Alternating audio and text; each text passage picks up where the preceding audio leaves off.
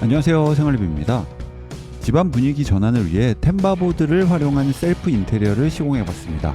시공이라고 하기엔 좀 부끄럽지만 이 작업을 딱 해놓고 보니까 집안 분위기가 한껏 밝아져서 만족도가 상당히 높았는데요. 나무로 된 템바보드를 활용해서 소소한 인테리어를 해보면 어떨까 고민 중이신 분들이라면 이 영상을 참고해주세요.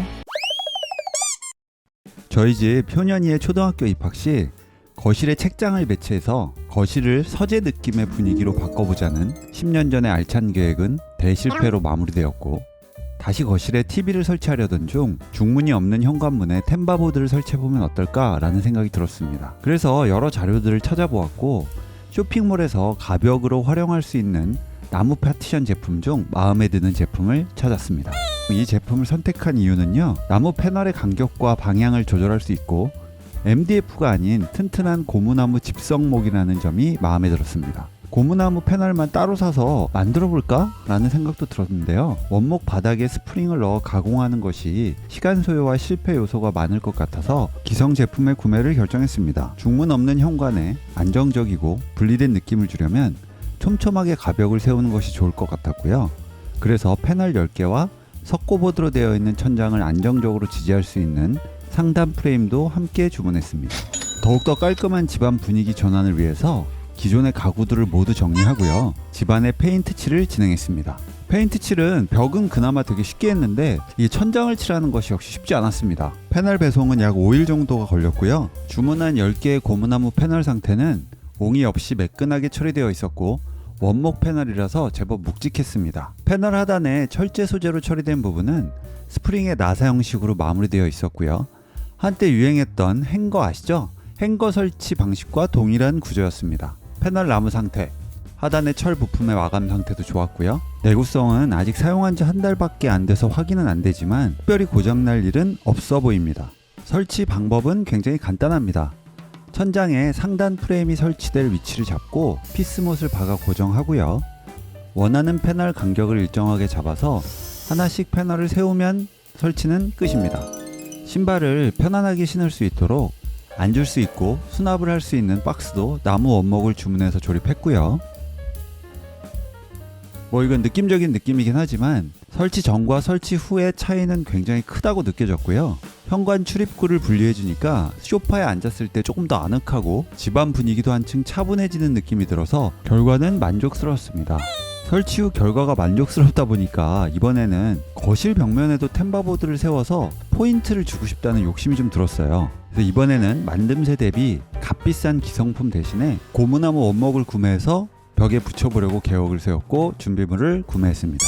첫 번째 준비물인 가장 중요한 나무 패널은 페인트 인포라는 사이트에서 고무나무 12T를 선택했고요. 사이즈는 집 천장에 맞는 넓이와 높이로 크기를 측정해서 13개를 가공 옵션 없이 주문했습니다. 두 번째 준비물은 벽에 나무 패널을 붙일 용도의 접착용 실리콘인데요. 저는 실내 인테리어용 접착제인 록타이트 PL50을 사용했고요. 패널 13개를 붙이는 실리콘의 양은 300ml 한 통 반 정도를 사용했으니까 구매하신다면 참고해 주시고요. 세 번째 준비물은 톱입니다. 패널을 벽에 그대로 붙인다면 나무 재단은 필요 없지만 저희 집 같은 경우에는 전원 스위치와 인터폰이 있는 위치에 패널을 이어가기 위해서 나무 재단이 좀 필요했고요.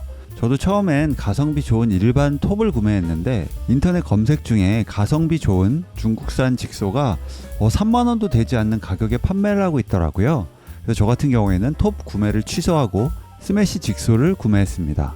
그래서 패널 시공을 위한 준비물을 정리해보면 원목 패널, 실리콘, 직소 구매로 총 12만원을 지출했습니다. 나무 패널 구매 시 작업에 필요한 장갑, 사포, 팔토시를 사은품으로 함께 챙겨주고 있어서 저는 판매자의 센스에 좀 감동했고요.